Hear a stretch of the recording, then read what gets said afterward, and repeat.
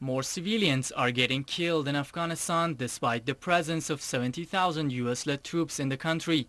The US military blames Taliban insurgents for the killing there, but reports show civilians killed by US-led troops outnumber those killed by insurgents.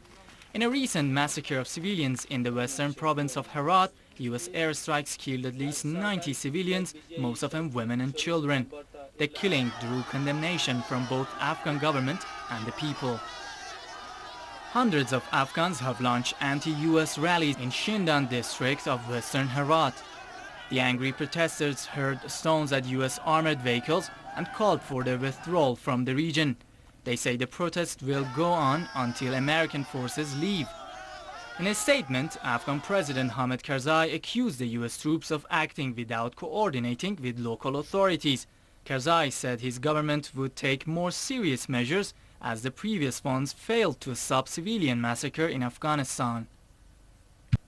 Anyway, today in the Parliament of Afghanistan we had discussed this issue, and finally we have seen the delegation of the Parliament to the Shindan district, that is the Wad village, and also a group of the parliamentarians will meet with the President of Afghanistan how to prevent this kind of civilian casualties in Afghanistan. The United States claimed their strikes targeted Taliban insurgents and killed 30 of them. It says the killings are under investigation. Nobody known about the result of this investigation in the past years. I don't think this time the people of Afghanistan will know the result of the investigation.